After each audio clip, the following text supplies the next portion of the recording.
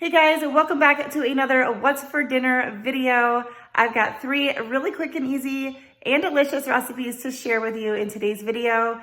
They came together, I think, in about like 30 minutes, right around there. So really quick to throw together and put on the table, but still eat at home.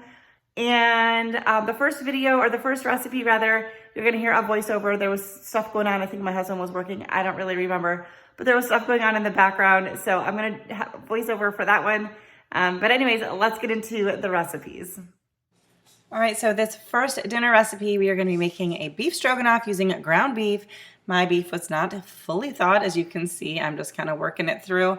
But I've got that in my skillet. I'm going to salt it. You can feel free to add pepper if you would like as well, and a diced onion, or however much you want. I did not do a full onion, but I will have the original recipe linked down below so you can follow it, or do like I do and do your own version of a recipe. But it took a little bit just because my meat was not fully thawed, but you're just going to cook that until the ground beef is cooked through and your onions are nice and translucent. If you like mushrooms, once the beef is cooked, you will add in your mushrooms and cook for about 10 more minutes. I skipped that step because I do not like mushrooms.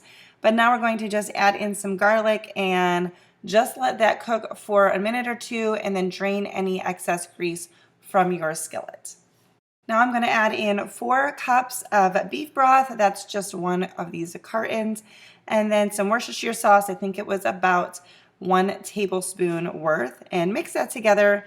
And then we're going to also add in 4 cups of egg noodles. I like these whole wheat egg noodles. I think they're whole wheat egg noodles from Walmart, but use whatever you want.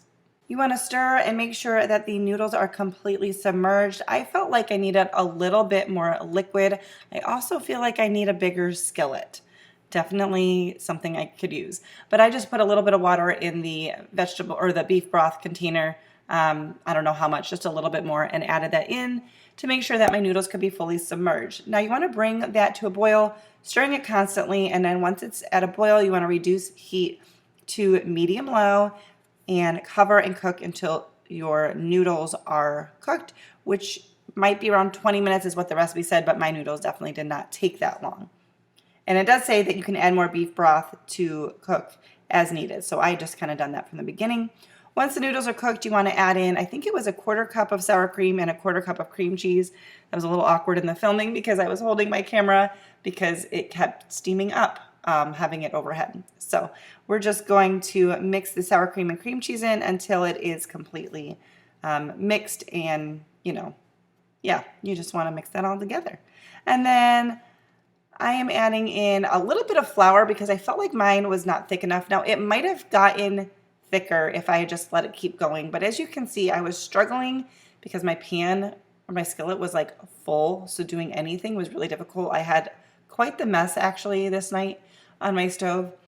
And then I topped with some parsley. Fresh parsley would be great, but I did not have that.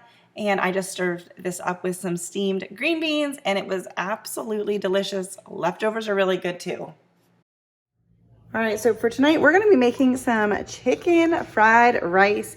Start by having my pan heating up, and I'm gonna put in about 2 tablespoons of sesame oil, and then 2 tablespoons of, well, the recipe says canola or vegetable, but I'm just gonna use extra virgin olive oil. And we're going to heat this up. As usual, I will have the recipe linked down below for you. And I'm gonna put in some diced up chicken. I, a while back, bought a large package of chicken breasts, and I divided them up to freeze them and did some of them cubed up. So this job was already done for me.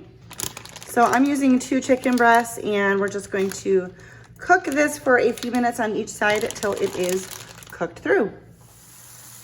Once your chicken is all cooked, we're just going to take it out and remove it to another dish and set it aside. I'm using a slotted utensil so that we can leave the oil and the juices from the chicken in there. All right, now we're gonna add in our veggies, and I'm gonna do some fresh carrots. Typically, carrots and peas are what you would use for a recipe like this. I do not like peas, so I'm just gonna make some of those on the side. And then I did decide to add in a little bit of some diced onion. But if you do like peas and carrots, just use the frozen ones. Save yourself some time, it'd be super easy. And we're just going to saute until our veggies are nice and tender. I feel like there's a lot of cooking noise, but it's a cooking video. I'm going to add in a little bit of garlic, and I'm just going to cook that around for about a minute here. All right, so the veggies are cooked. The garlic is cooked for a little bit. I'm going to add a little bit of butter because I feel like there is not enough oil in here for our eggs. I pushed the veggies to the side, and I'm going to actually do 4 eggs just because I like a lot of eggs in my fried rice. I think the recipe called for 3. And we're just going to scramble these on the side of the pan here. And honestly, this pan is not super great for eggs, so I'm expecting it to kind of stick, but whatever. All right, I did pretty good with the eggs in this pan. We're going to add our chicken back in. We're also going to add in some rice I cooked up earlier. It's nice if you can do that ahead of time.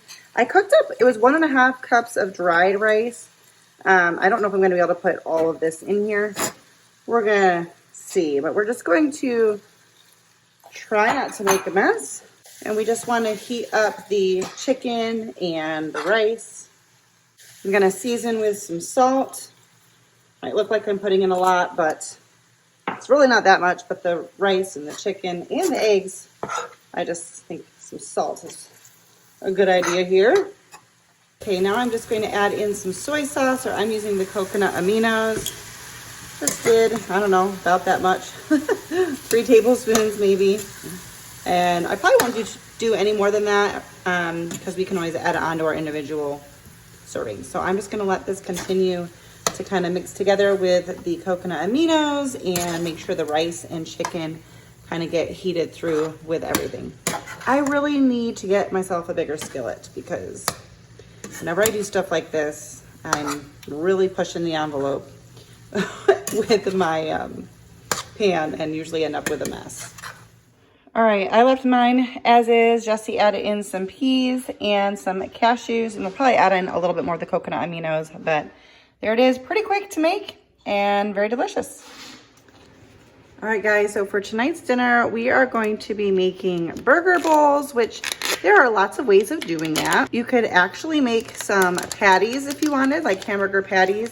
I'm gonna just cook up some ground beef and we'll season it. So I'm gonna just get started by getting this cooked. It's a little bit frozen, or a lot of it frozen still. So, because I wasn't totally sure what we were gonna do tonight for dinner, but we're gonna start by getting our ground beef all cooked up. All right, so my beef's just about done. I did try to leave it in a little bit bigger chunks instead of, like, you know, breaking it up super small. I'm going to season mine with some onion powder, some garlic powder. My thought is to do it kind of like seasoning I would put in a burger. If you have like some steak seasoning, you can do that. And some salt. I just threw some back there. Whatever. Mix this up real good. Just a few little pink spots, which actually would be fine anyway, but it'll finish cooking here. Again, there are lots of ways of doing this, so feel free to look online for some different ideas, but this is how I'm going to do it. I'm not going to make a sauce, so I'm not going to put a lot of this, but I am going to put in some ketchup and just a little bit of mustard. I don't want it to be like thick and saucy. I just want it to be flavored. I just want to get a little bit of the tang from that. Just turn the heat off. It's cooked, and the burner will stay hot for a little bit yet. I don't love cooking on an electric stove, but there's no natural gas around here. I'm used to the natural gas. Well, I was used to it when we lived in New York, but I'm more used to the electric than I obviously was in the beginning, but I still miss my natural gas. Anyways, that being said, I have to remember that, you know, burners stay hot a lot longer, even after you turn it down or turn it off. Just a little bit more. And then I'm going to let this meat cool down a little bit. Just gonna take this off the burner and let it cool down while I prep the salads, and then we'll come back to assembling the burger bowls. It's already smelling so good. All right, so I made the salads with just the regular salad fixings. There's cheese, And then I put some dill pickles, kind of, well, I would say cut up, but I tore them up because I'd already put the knife and cutting board in the sink. And I'm just gonna add on some of the ground beef. And then I'm also gonna add on some bacon bits because I like that on my salad, and I like bacon on my burgers, so it all just kind of makes sense. Some people will make up like a Big Mac sauce. I don't really know how you do that, but you can look that up. I'm gonna probably just put a little bit of Italian dressing. I feel like there's enough juice with the meat and the pickles that I won't need a ton of it, but I'll just put a little bit of Italian dressing on it, and that's it. That's my dinner for tonight. Quick and easy, and a really great summer meal. And like I said, you could just use regular hamburger patties if you had leftover hamburgers from another night. Just cut it up and put it on a salad. It's delicious. All right, guys, well, that's going to do it for today's video. If you liked it, don't forget to give it a thumbs up. Subscribe if you are new, and I will see you in my next one. Bye, guys.